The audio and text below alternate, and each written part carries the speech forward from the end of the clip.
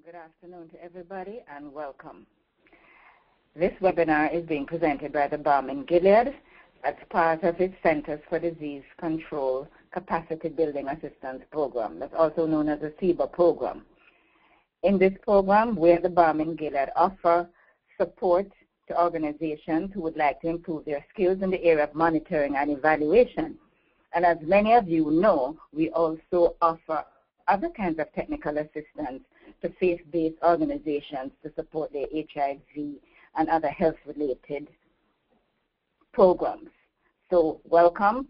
I just want to say my name is Ann Denise Brown. I'm very pleased to be offering this webinar, and if at any point you have questions, please feel free to type them in.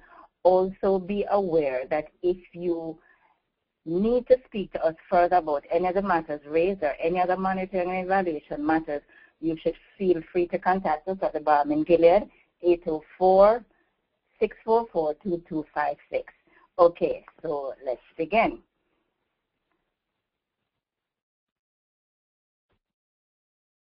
Okay, so what are the objectives of this webinar? There are three objectives. At the end, hopefully, you will learn a system for designing data collection instruments for any kind of program. Data collection instruments, also known as questionnaires. You will know how to create or identify questions with answer categories that produce information that can be usable and useful to you. And you'll get an idea of how to critique existing questionnaires that you already have.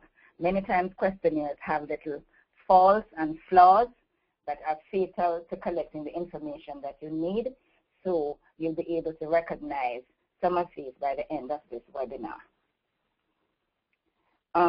Please be aware that these slides will be posted on the Balm in Gilead website, and they will also be sent to you via email at the end of the session. All right, so a quick overview of what we're going to do. We are going to basically give a brief introduction to questionnaires. What is it good for? And that's a lot of things. We are going to talk about the advantages and disadvantages. We're going to talk about different ways in which questionnaires are administered, and all that means is basically given to people that we need to complete, people that we need to get information from. We're going to talk about what are things to do when you get started designing a questionnaire. What are some important things that you need to consider?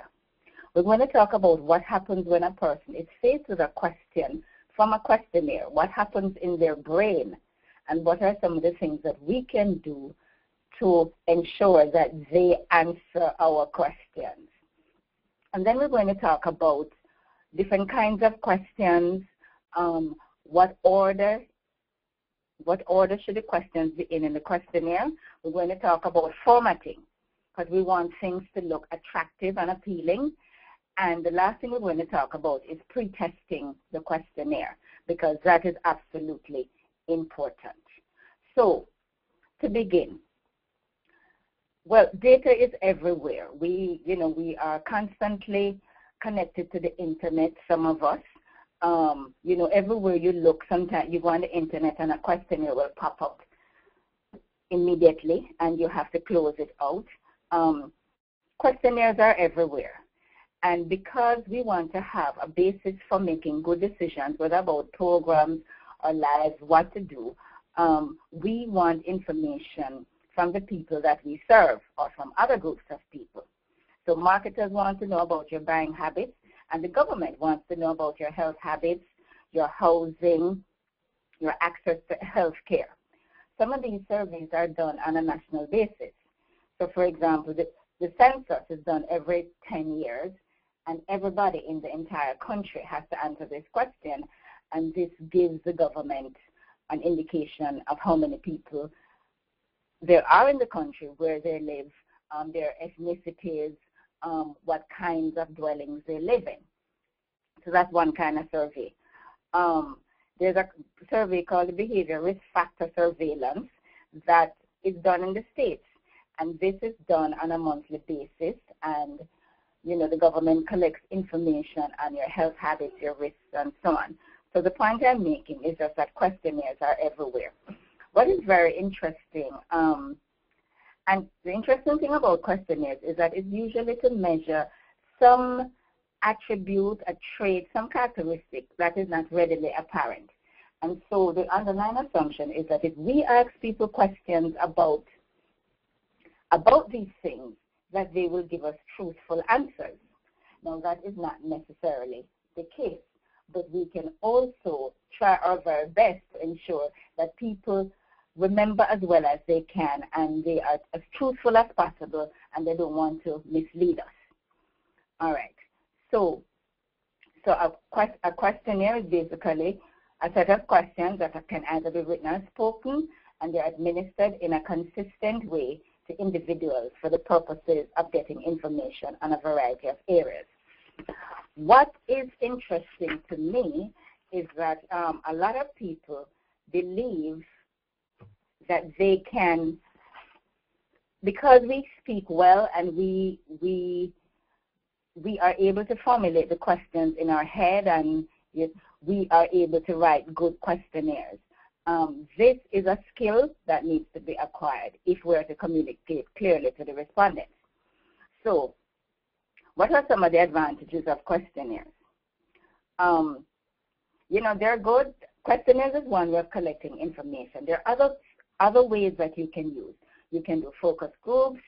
You can observe people. You can do record reviews. So please bear in mind, you can do document review. These are other ways of collecting some of the same pieces of information that you may get from a questionnaire. And in many cases, you may need to consult these other information in order to verify or validate what people have told you on the questionnaire. So what are some of the advantages of a questionnaire? People have a lot of time to consider what they have written. You know, a questionnaire can be sent to many, many people at the same time. For example, the census, or if you have a question on the questionnaire on the computer. There's uniformity because everybody gets the same questions and people are not making it up because they are written down. The responses can be standardized. So you don't have one person answering a question on A and the other person answering a question on B. Now, because we use scales and measures in some questionnaires, they can be scored so that you can have an overall measure of some characteristics. So, for example, if people want to know how is your health, there's a very standard question that is used: is your health excellent, good, fair, or poor? That's used all over, and that is something that, you know, we can easily analyze. There are other scales that have to do with how people function in terms of physical functioning. So you ask those questions in your questionnaire if that is what you want to find out, and you can get a score, and that can be compared to other people who have answered the same question. The questionnaire also permits anonymity. People don't have to put their names. The information is confidential. So now we go on to the disadvantages, because questionnaires do have some disadvantages.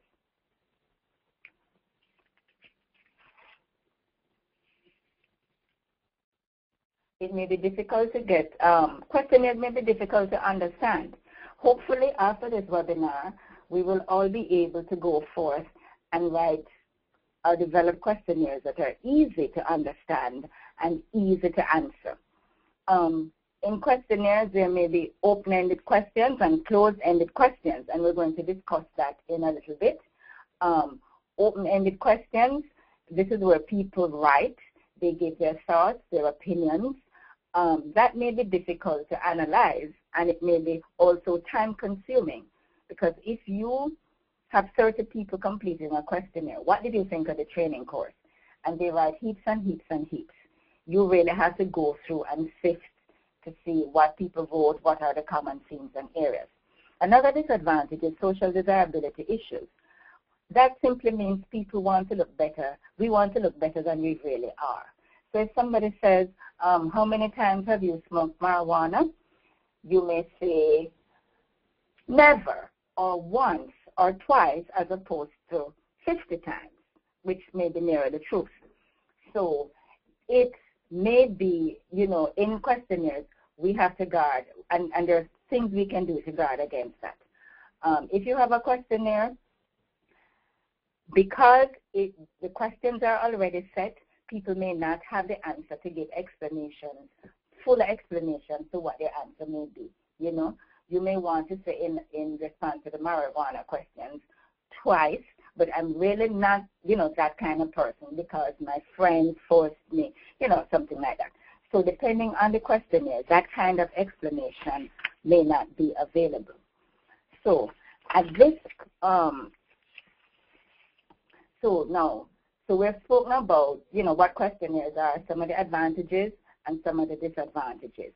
What we want to talk about now is the methods of, the different methods, the different ways in which questionnaires are administered or given to the people who need to fill them out. This is important because this will give us some clues as to how we write our questions, how we present, and how we format. There are two main ways in which questionnaires are administered. They can be self-administered, and all that means is that the person or the respondent needing to give the answers will get a questionnaire, and they will sit by themselves and they will fill out the answers, circle the answer choices, write, whatever, and they will return it to you in some way, form, or fashion. Now, this can either happen on a computer, like with SurveyMonkey. So after this seminar, you're all going to get an email saying, go to SurveyMonkey and tell us what you thought. We want feedback from you. That's a self-administered questionnaire.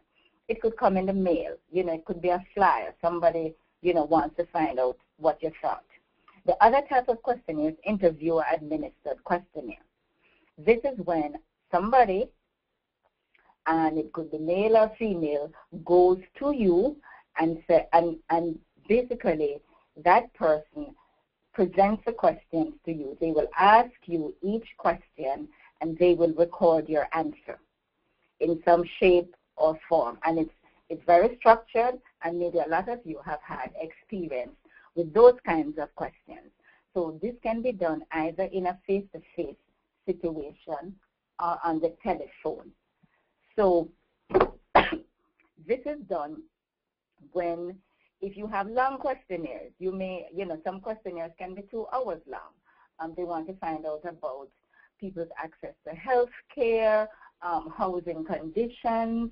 If there's a household survey that is taking place, you want an interviewer to administer that because they may need to go to the person's home because they're also taking notes about, various housing conditions. So those are the 2 main types. Self-administered, because it's a person by themselves, need to be short, quick, punchy, to the point. The interviewer-administered questionnaire can be a little more involved because there's somebody there to explain and, to basically take you through. Now, at this point, what I'd like to do is to give you 2 polling questions just to find out a couple things about the webinar participants. The first question says, asks what kind of experience you've had in creating questionnaires. So if you could answer that question, that would be great. And the other question asks about whether your questionnaires, okay, so let's give you some time to answer that one.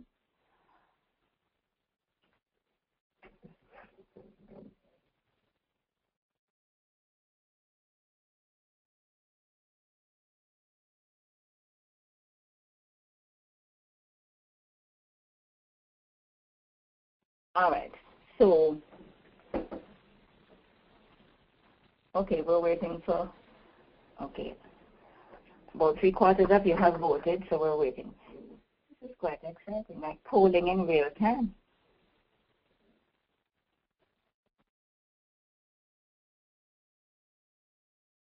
All right. So it seems as if we have most people, like a little less than half of you, are saying that you have some experience. About 10% of you say you have a lot of experience, and the others are between none and a little. All right, and that's fine. So the other question is,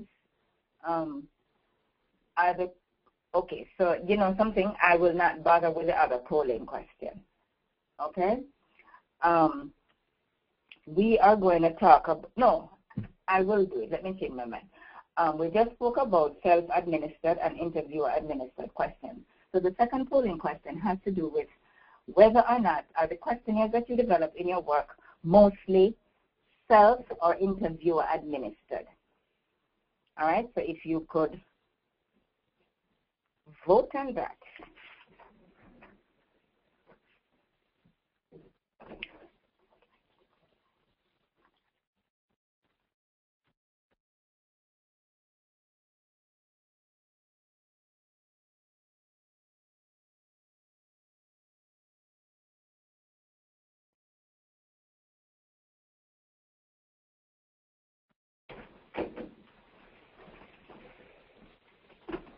All right, so it seems as if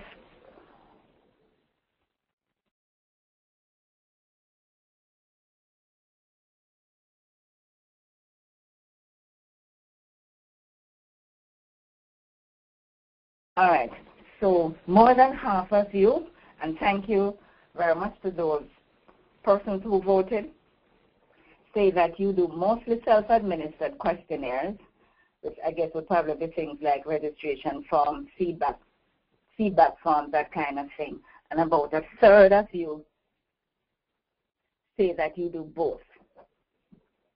All right, so basically what we have is a very mixed audience, and that is fine. Okay, now we're going to move on to what happens in a person's head when they respond to a question.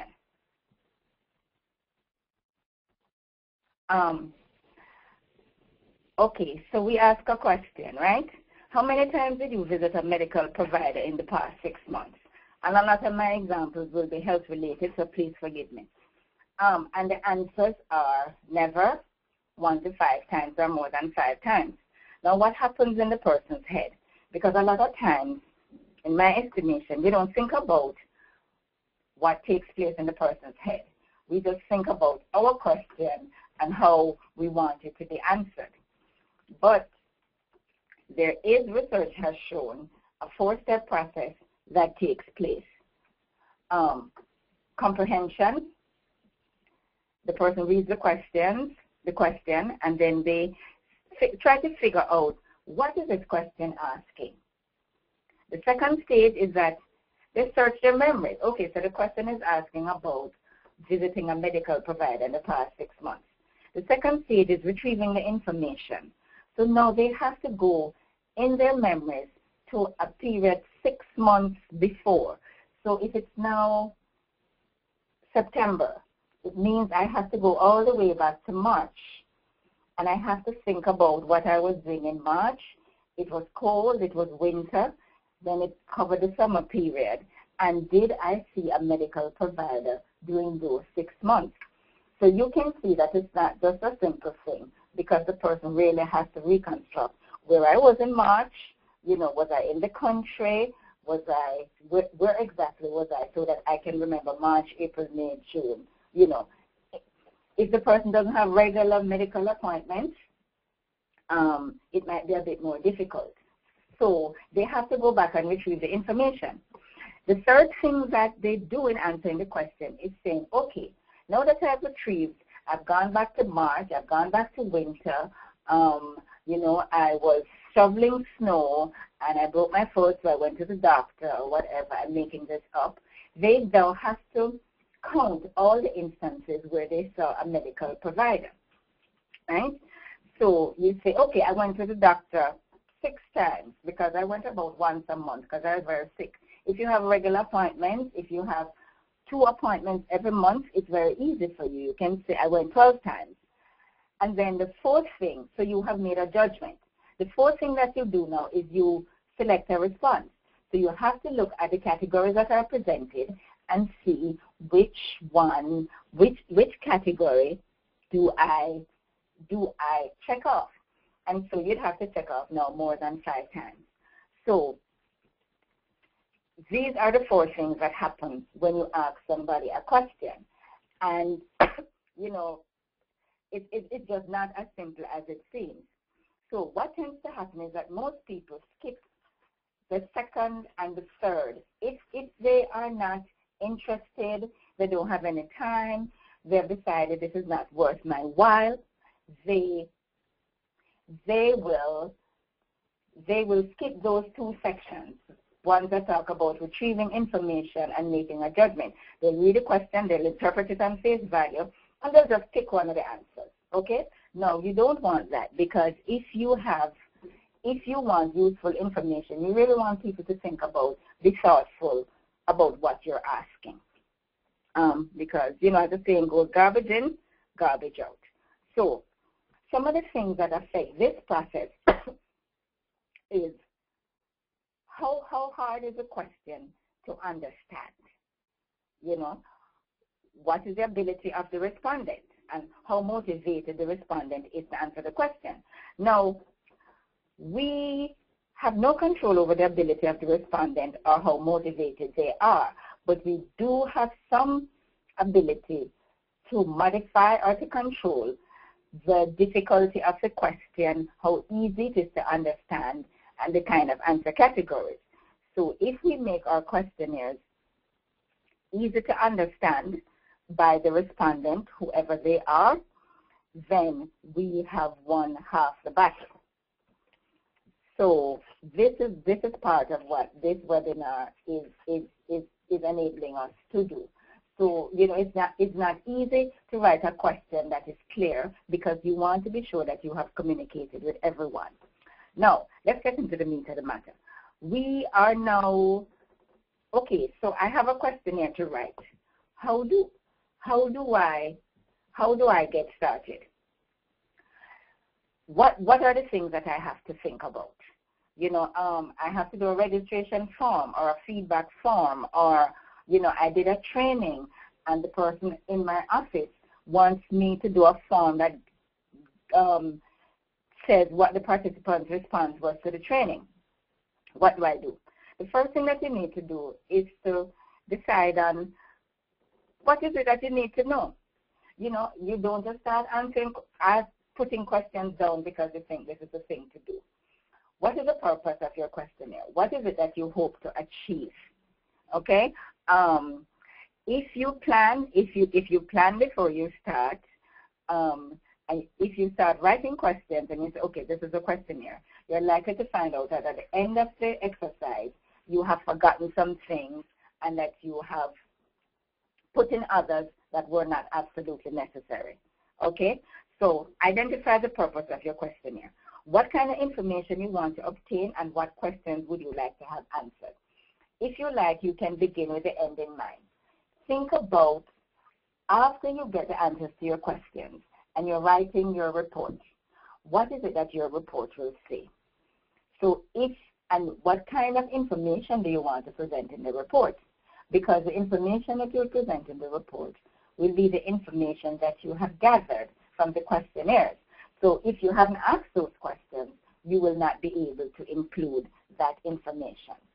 So if you want to do tables with information, the information from the table or within the table has to come from a question.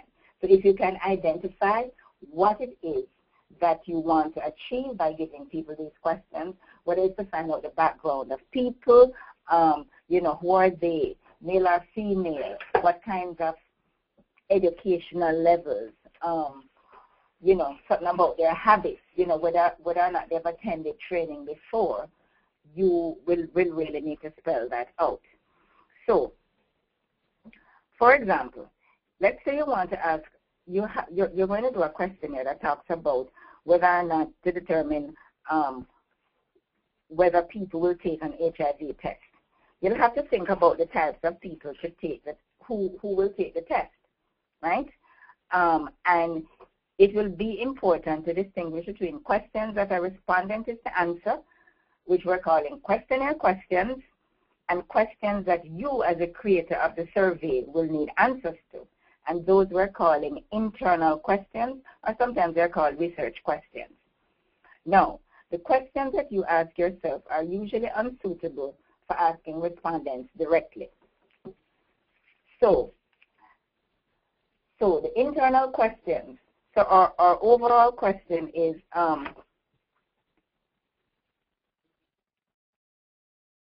what are the factors that determine whether or not people will take an HIV test? That's the overall question, right? And some of the questions that you might want answers to are, who are the persons most likely to participate in testing? Which are the most frequently used testing sites? How can we make HIV testing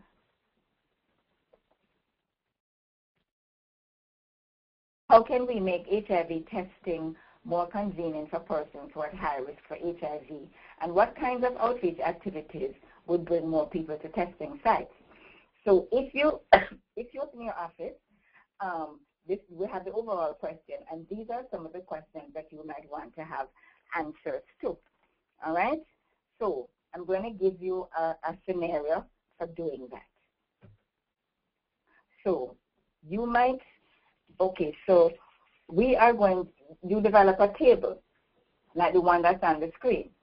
In the first column of the table, you have the internal question. And one of the internal questions was, who are the persons most likely to participate in testing? How can we make it more convenient? The second column of your table will have how the results will be used by you or by your organization. And the third column will be a priority. Like, is it a high priority? And, you could do the priority in terms of numbers, 1, 2, 3, 4, or 5. So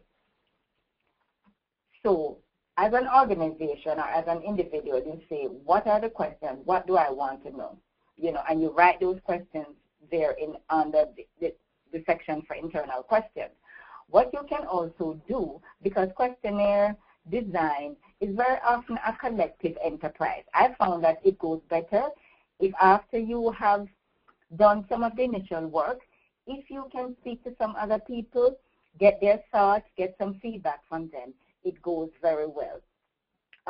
So you might want to have a brainstorming session with other people on your team working on the same project, or on your staff to say, okay, we need, what kinds of internal questions do we have? What is it that we want to find out? And then you figure out how the results, how this information is going to be used to benefit your program or to shed some light on some particular thing. And then what you do in the third column is say, how important is it that we find this out? Because not everything is equally important. All right?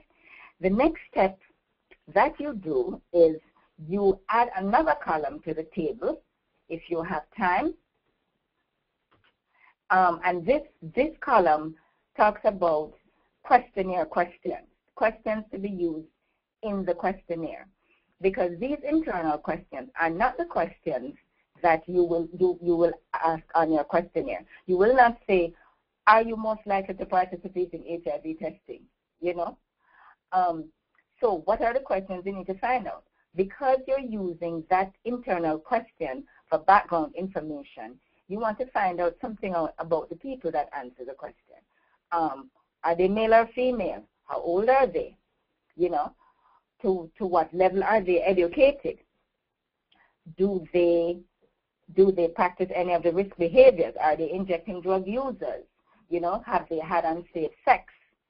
So these in the fourth column are the questions that you would actually improve in. The second internal question is, how can we make testing more convenient for populations who are at high risk for HIV, right? So one of the things we have to do in the questionnaire is identify the individuals who are at high risk, okay? And so we might ask them, if they are doing any of the things which make them at risk for HIV, and we can, whether they're injecting drug users, whether they're sharing needles, which is the same thing, having unsafe sex, having a partner who is HIV positive. And then we can also find out, ask them a question about the places that they have visited frequently, because that will give us some idea of where we could possibly have HIV testing. Okay? So this, I think, will be very helpful, because if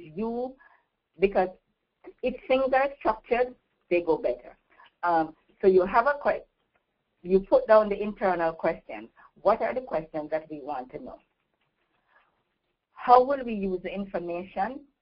And how important is it for us to get this information?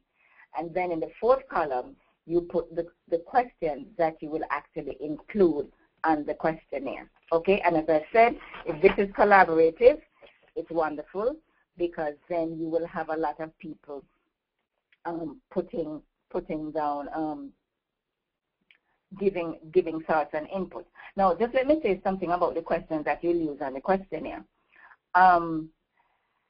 Not every question that you'll put on a questionnaire you have to create yourself. If we all did that, that would be horrible, because we'd spend a lot of time and the questionnaires might not be very good. Now, here's a little way to cheat, and it's not really cheating. Many surveys have been developed over time. National surveys, the census, things that the government use. If you go on the internet and you put in the word standardized questions for health, you'll get a lot of stuff, right? So many times you do not need to create the questions yourself. As a matter of fact, the questions that we create ourselves are oftentimes quite unusable. So if you can find a question that has been used over time and used with different populations, and we call those standardized questions, you should use those questions. So there are things about level of education, that runs the gamut. Some high school, what is the highest level of education that you have completed? That's a question that's often used. They say some high school graduated, and it goes all the way from, I think, no education to postgraduate education. That's not a question you need to develop again. Okay? Same thing with some of the questions for HIV. And this applies to questions in other areas like HIV, stigma, physical functioning, happiness questions. How happy are you? Very happy, somewhat happy. So before you begin to create a question, you should actually do some research to find out whether or not suitable questions already exist. Okay? The good thing with questions that are already exist is that most times they're valid and they're reliable. They're valid in that they measure what they're supposed to measure, right? And that is, after all, what we want. And a question is reliable if that question is given to people in different circumstances and at different times, it yields the same answer. So the whole business of the question getting at really what you intend to measure, validity, and the question being usable over time and in different circumstances is very important. So if a question is standardized and has been created, it has both of those. Now that you have gotten over this hump, and this is a very important one because this should take up most of your time, we're going to talk about question administration, right? Will the questionnaire be self-administered, or will it be completed with the help of an interviewer? And this has implications for the length of the questionnaire, the type of questions that you ask. So if it's a self-administered questionnaire, it should be short, maybe not more than 2 pages. If it's going to be interviewer administered, it can be longer. And as I've said before, there are questionnaires sometimes that are 80 pages long, but interviewers are there to help people get through them. All right? And if there's no interviewer with an 80-page questionnaire, you can just imagine what would happen. Nobody would fill it out, and they would say, well, too bad, or just pick the first thing that came to their mind. All right? You use self-administered questionnaires where the population is much more literate. People can read. They have some motivation to answer it. So trainees from a training course, your staff people would get self-administered questionnaires, students, that kind of thing. Okay? All right. Another thing to think about in terms of what things to think about is who is going to answer your questionnaire and their level of literacy and comprehension. If you're dealing with a population, let's say, of children, because sometimes children are surveyed, your question may look very different from if, it may have more pictures, it may have more graphics, they may be required to draw things, than if you're dealing with a population of college-educated adults, okay? So you also need to take the population in mind.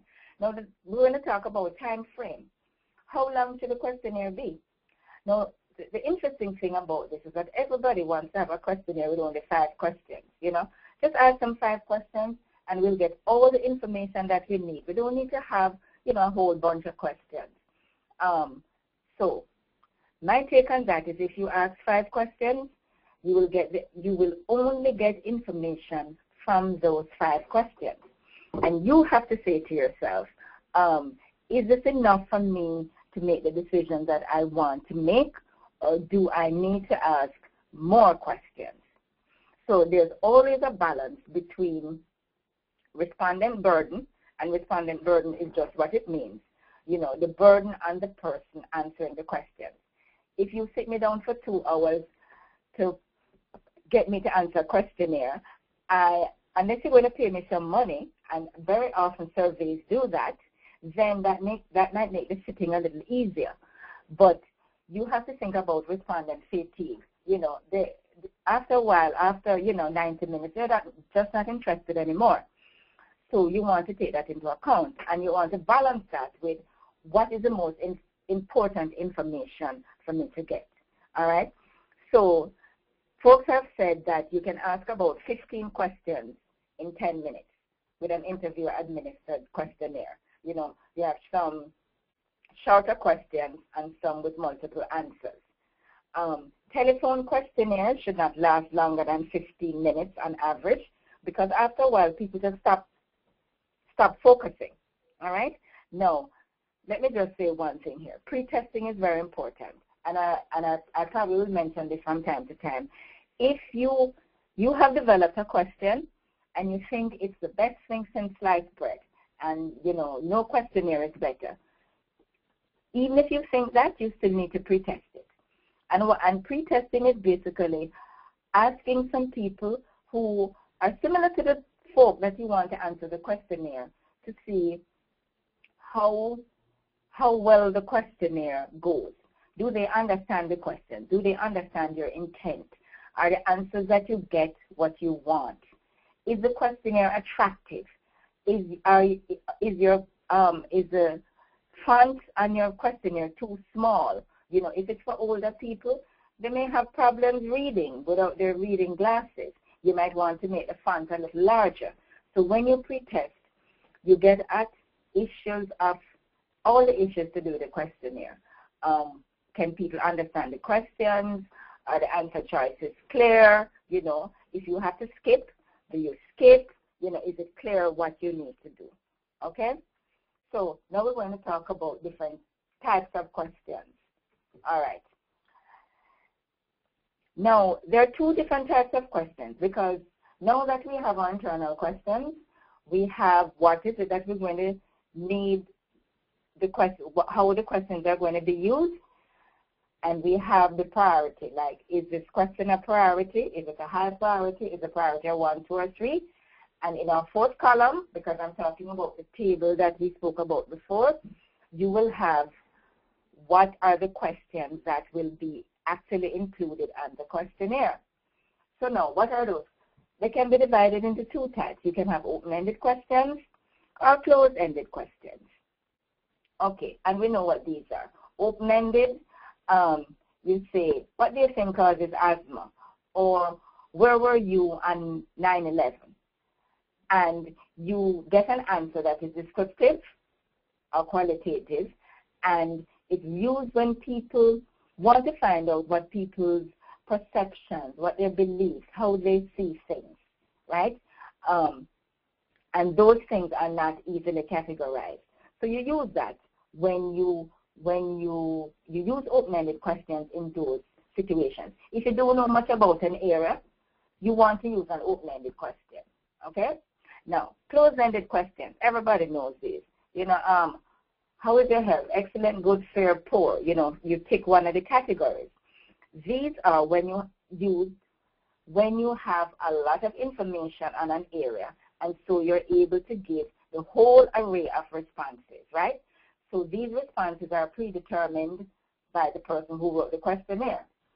So, you know, what is your gender, male or female? You know, things to do with numbers. There are a number of open-ended questions that we have, and I'm just going to go through some of them very quickly.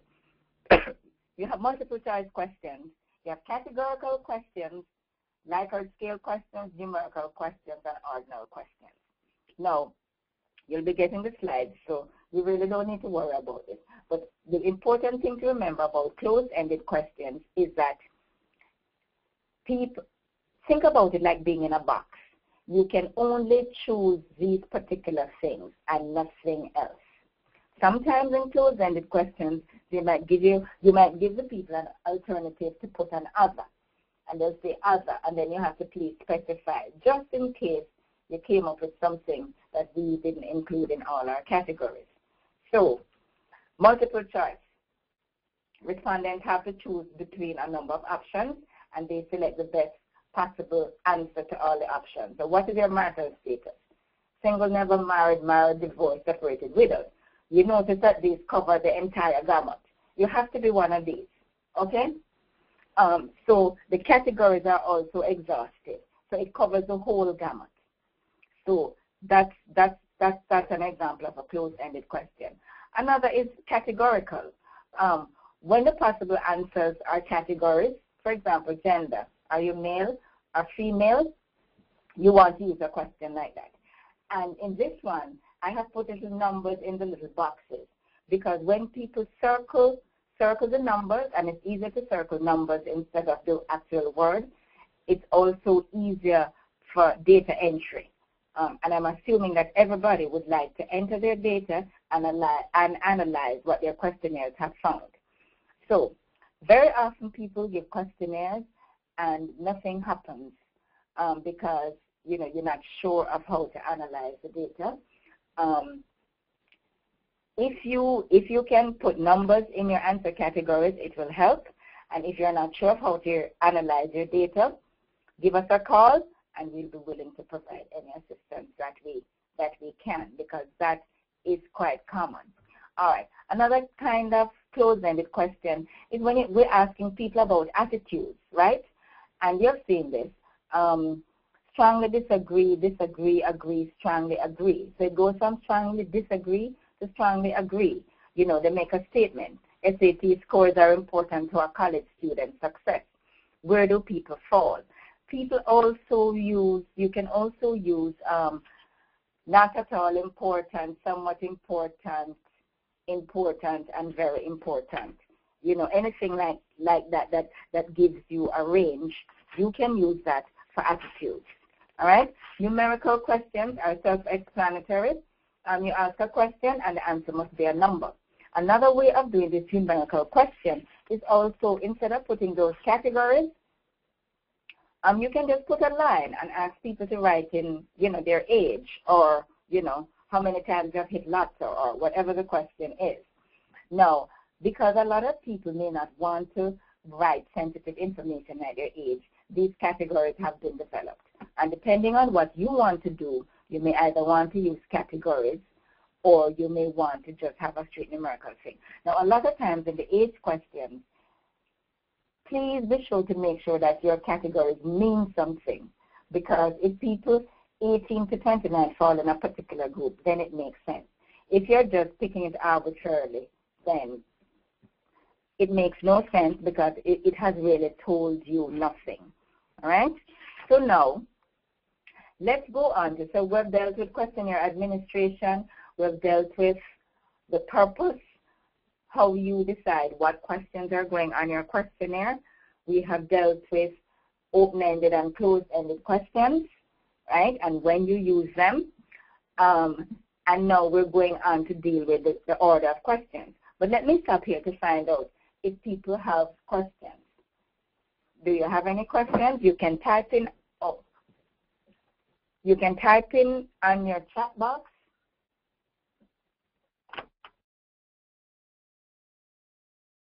Okay. Or you can raise your hand if you want to ask a question verbally.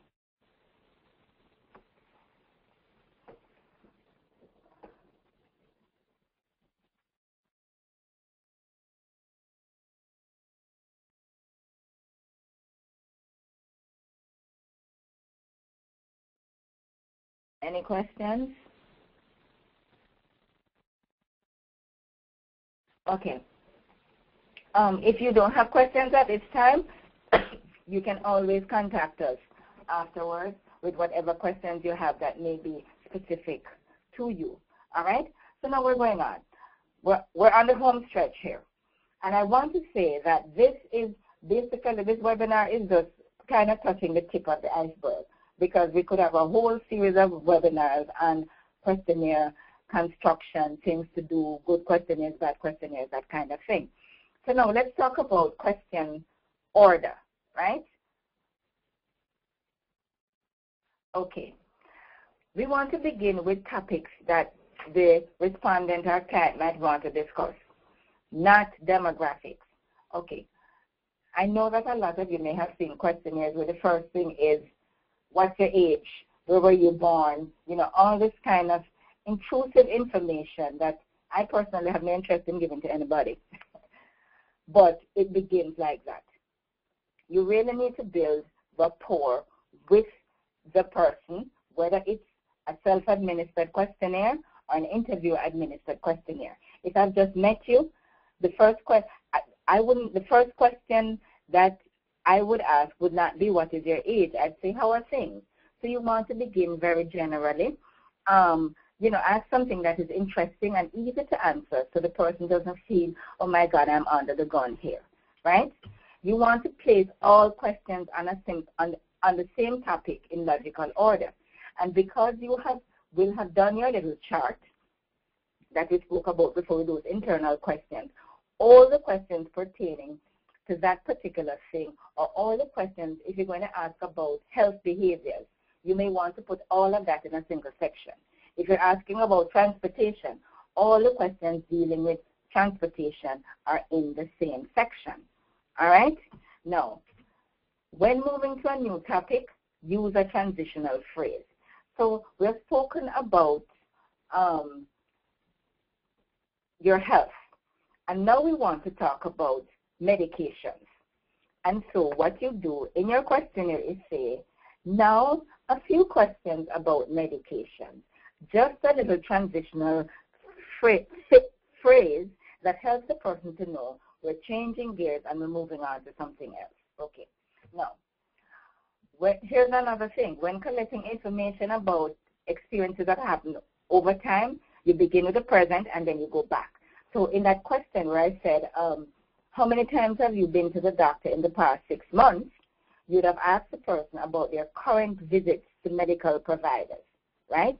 So that you kind of put them in that frame of mind, and then you can go back for a 6 month period because they are already there. All right? It's very important. So the more sensitive a question is, the closer it should be to the end of the interview, because it takes time to build up, and you know, people are friendly after talking to you for half an hour than they would be in the first minute or so. All right? So then they will tell you everything about themselves and their lives. All right. At the end of the questionnaire, you can also include a very general question, something like, is there anything else you would like to add? So we go on. So here are some rules for designing questionnaires. There should be a good reason for asking each question. If the question is giving you nothing or nothing additional, leave it out. You may want the question there for some kind of pet reason. You know, you want to find out if people keep frogs or something, but it really does not add to the store of knowledge. It doesn't fit in with the general purpose that you have. So if there are questions like that, you take them out because you're taking up valuable space and time, and both of those cost money, right? You use established questions and scales when appropriate. As I said before, if there are standardized questions that have already been developed, research what those are, use them. There is absolutely no reason to reinvent the wheel. No, I am not saying that there are standardized questions for everything that you may want to ask in your program, but for a lot of the common or popular things, there are, okay? For closed questions, make sure that all the alternatives are presented. You know, if you think back to the question that we did about marital status, there are single, never married, divorced, widowed, separated. All the options were mentioned there. All right. This is a common one. No double-barrel questions. You know, questions that ask two things. Would you, I have an example coming up. A question that says something, do you have any housing problems and are you getting services? Okay. If you answer that question, yes, what exactly are you answering? Because there were two ideas or concepts in the question, and it's very difficult to disentangle. And many times, people writing questions think, oh, well, it's kind of the same thing, but it really isn't. And when you come to the point where you have to analyze what the information that you get, you find the difficulty. So this is why it's very important to pre-test your questionnaire so that all these kinds of things can be picked up. There's also a thing about double negatives. You know, don't use questions with double negatives. Right? Here's another one. Shortest is not always best. Sometimes you see a questionnaire with a question with one word, age. Okay, so is it what? My current age? Is it the age at the next birthday? What is it? It's sometimes better to write out the question and say, what was your age at your last birthday? Okay? So that people know exactly what it is you're asking for. Now, here's an example of some questions. This is an example of a short question I was talking about where somebody just put health on a questionnaire. Now, would you have an idea of what to write? No. But frequently, this is what happens. The alternative is to use a standardized health measure, and this one is used all the time. Next, here are some questions about your health at the present time, right now. In general, would you say your health is excellent, good, very good, fair, or poor? Right? And you pick one of those. So it's a very clear question, and, you know, the person can distinguish. Now, the other question is part of, I'm sorry, you can't say question number 2, but it's part of a scale that talks about physical functioning, the medical outcome study scale. And that's a standardized health measure that is used to find out how well people are functioning physically. Can they walk up a set of stairs? Can they lift heavy things without, you know, like a bag of groceries without help, and so on. All right? Now, here's another example of limited answer categories. What is your current employment status? Working, not working? Now, we know, especially in this economy, that there are many things between those two. Okay? So a better alternative is I'm working full-time, working part-time, day work. I'm unemployed, looking for work, or employed, unemployed, not looking for work. I'm unable to work, or there's some other condition. Okay? So you want to make sure that the answer categories that you present cover the entire gamut, because then you'll miss some people. Double-barrel questions. Do you have any housing problems, and are you getting services?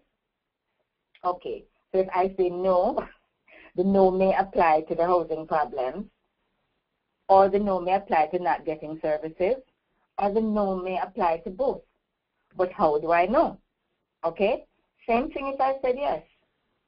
It may be the housing problems, you know, same thing for the second question. Are you satisfied with your case manager when she checks upon you? No. Is it your case manager that you're satisfied with, or is the fact that she's checking upon you? So that is why double-barrel questions are deadly. Double barrels deadly. Avoid them whenever possible. Okay? Now, a lot of times we'll have to ask about behavior. And so some of the things to bear in mind is that we should ask about specific behaviors rather than general patterns, because people are much able to remember what they did for exercise, for example. Okay? We want to, in asking about behavior, we want to report on recent events.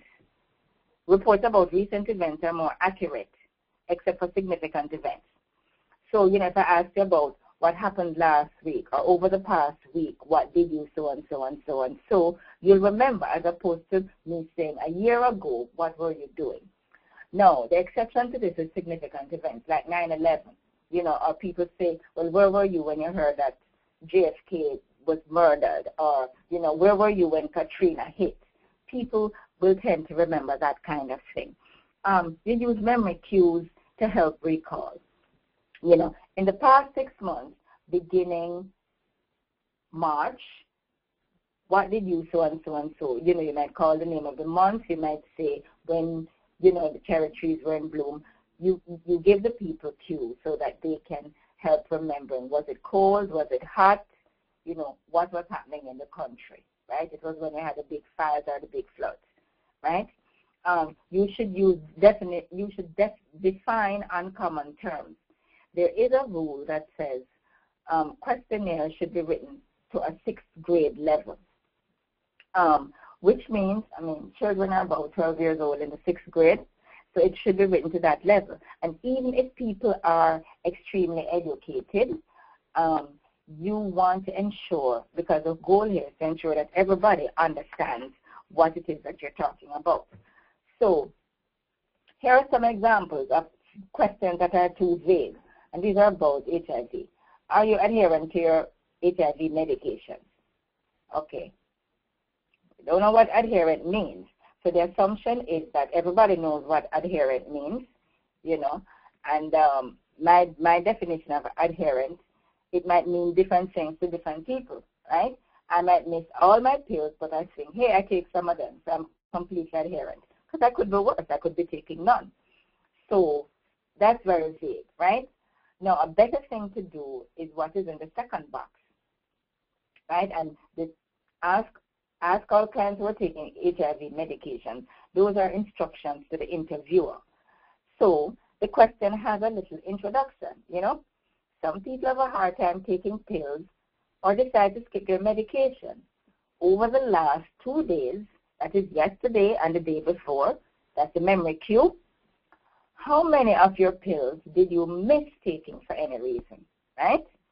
So you see it's very specific. They mention a number, they mention a time period. And so what you see here is that even though the question is a little longer, it is much clearer than that question before about adherence, right? Here's another example. In terms of long recall periods, what are the dates of any hospitalization? Okay, what period are you referring to? Have you ever been to the emergency room? It's better to use a specific period or a specific time frame or a specific grouping of activities, because what we suggest that people say is, over the past 6 months, that is since March, in the past 6 months, have you been a patient at a hospital overnight or longer in the past 6 months, so that you have a memory cue. You have a memory cue right there. You have a memory cue right there. All right? So we're asking about knowledge questions. If you're going to ask about knowledge, like what is it that people know about particular things, use simple language and simple questions. Don't use jargon, If I talk about SIBA and you don't know what SIBA is, you're apt to be very frustrated because, you don't know what the people are talking about. These people talking acronyms, TAT, SAT, whatever. You need to define the terms, and if you think there's some element or maybe some reason for confusion, you need to define what it is. I used to work with a survey that followed up people with HIV and AIDS. And so, of course, I had to talk about sexual practices and sexual behavior. And it was very interesting because they defined, you know, what certain things were. They defined drug use, they defined intercourse, and so on. And then they went on to ask the question, knowing that everybody now had the same understanding of what that was, right?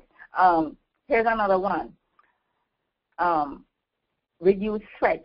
Because when you ask people about what they know, they might feel, oh my goodness, this is an exam, you know? So you want to make them comfortable. So you might say, do you happen to know so and so and so and so? If you're asking a knowledge question that requires numerical answers, you use open-ended questions and then you code them.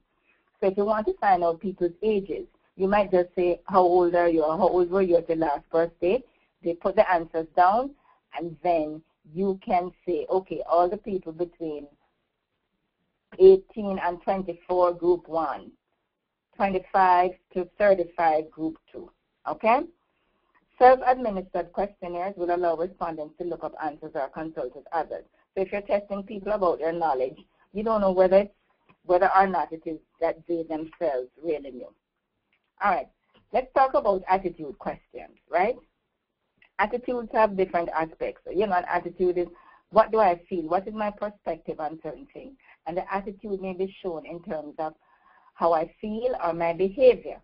So what part of the attitude is it that you're getting at, right?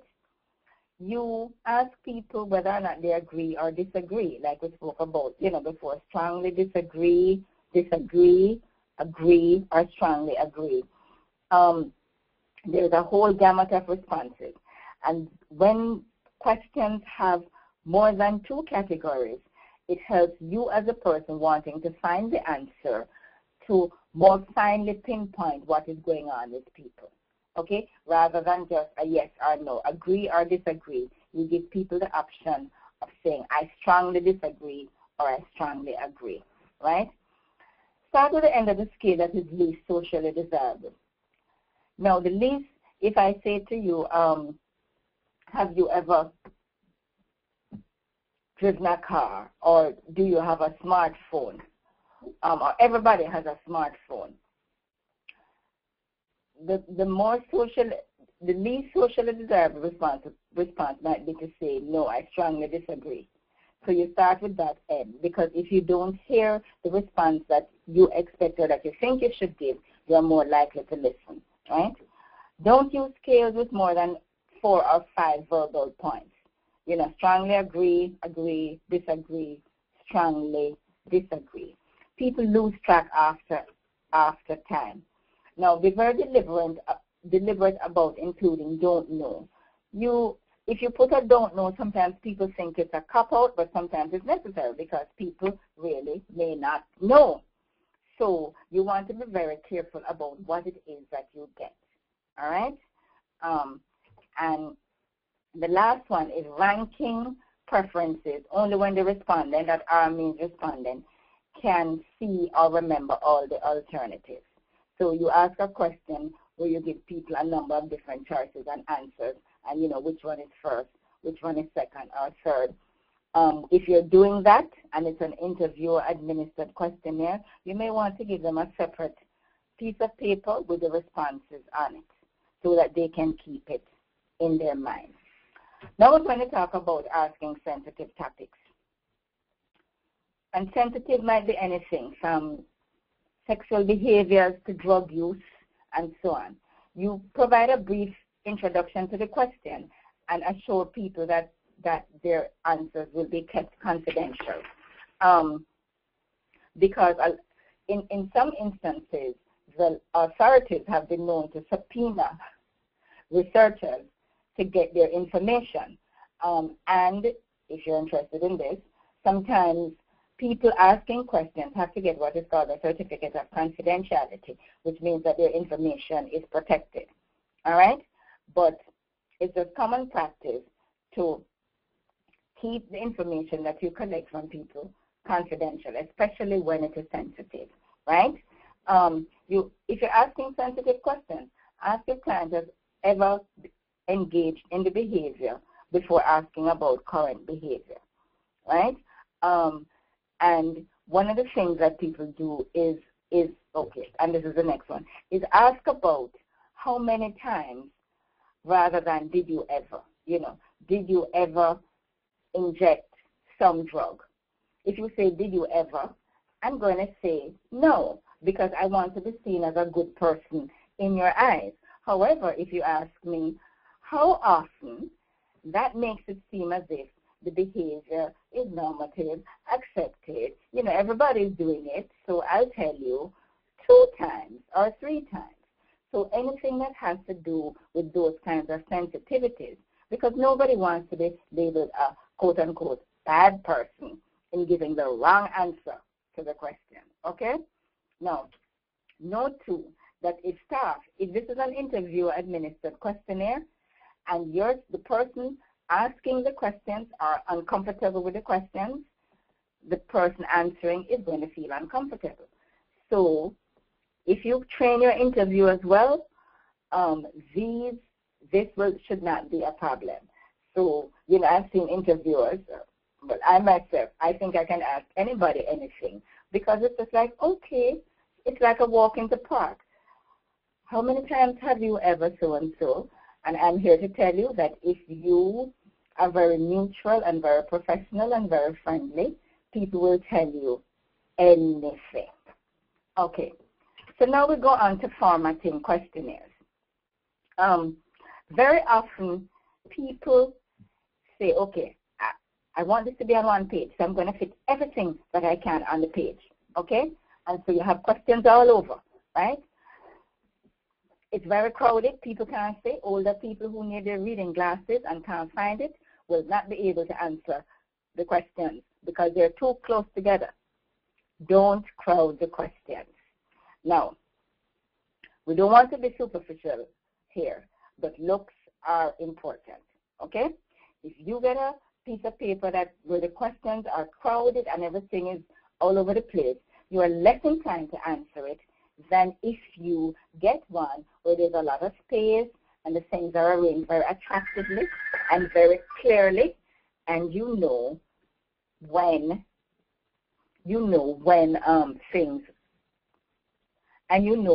things are, okay? Use different fonts and visuals as clues. So, if you're giving an instruction to an interviewer, you may want to put it in a different typeface. You provide interview instructions on the forms. And if this is for a self-administered form, because a lot of you have said that you develop questionnaires that respondents will answer by themselves, you should include instructions for skips. So if something does not apply to a person, you put skip to question so and so, right? All questions should be numbered. I have seen a lot of questionnaires where people just put the questionnaire down. Put the questions down, there are no numbers. The numbers help in terms of analyzing the question, and also if you number the responses, or you can put A, B, C, numbers are better, so that there is some kind of structure, okay? Pre-coded numbers are easier to circle than words, all right? Now, this has been a lot of information, but as I said, you will get the slides, and you can call me, call the Balm in Gilead, call Ashley Ramsey, whose number I will give you at the very end of the webinar. So the last thing I want to talk about is pre-testing the questionnaire. This is very important because basically you're checking for question. What is the meaning of the question? Is it clear? Does the question contain any words that are hard to understand? Is it formatted well? Is it clear? Is it easy to read? Right? So what you do is find a small group of people who are similar to your respondents, and you administer the questionnaire, have them provide feedback, and you revise the questionnaire according to the feedback. Sometimes if you're in an office, you go across the corridor and you say, hey, read this thing and tell me if it makes sense. It could be as simple as that. And there are many, many ways to pretest. You can pretest before the questionnaire actually goes public, and you can pretest the questionnaire once it's out in the field, okay? For most of what you may want to do, pre-testing, internal to the organization may be enough. But if your questionnaire is going to have wide circulation and to a number of people, you may want to have different groups of people, stakeholders, people who are interested. Look at the questionnaire to be sure that you have all the questions, they're being asked in the right way, and they're being asked using terms that people can understand. So, I've had experiences where we have put together a questionnaire and we have gone to another country to do a questionnaire, and the questionnaire had to be revised in a very significant way because people said, no, that's not how we talk about it here. And so you may not be going to another country, but you may be dealing with a population that you're not familiar with. And so you have to use the language that they use so that you can be sure that you are communicating. So questionnaire development is not a one-shot deal. It can be very arduous. But I will say that, at some point, though, you have to put a full stop or a period, as you would say, to the process.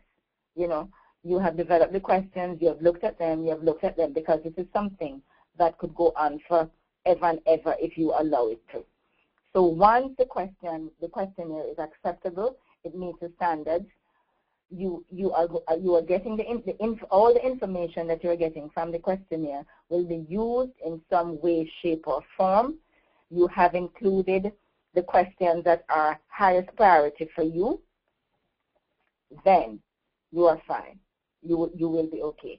So I just want to end by saying here are some resources that you can possibly use. The internet is a great resource.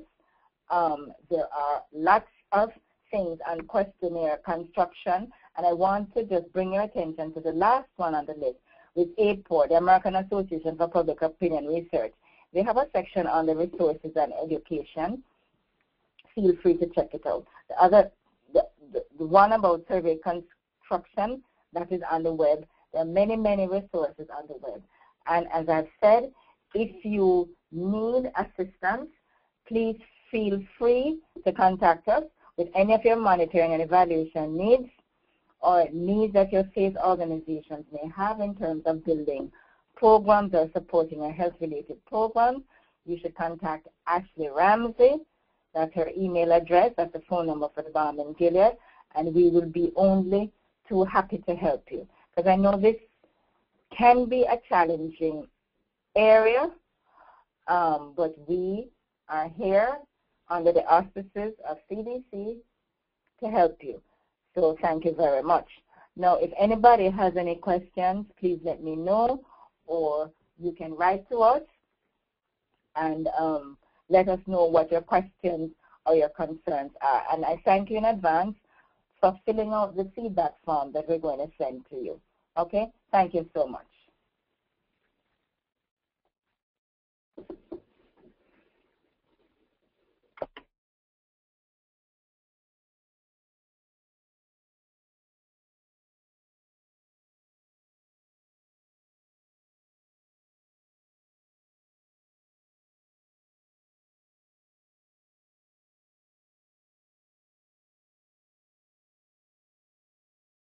Okay, thank you all for attending, and we look forward to speaking with you. Thank you so much.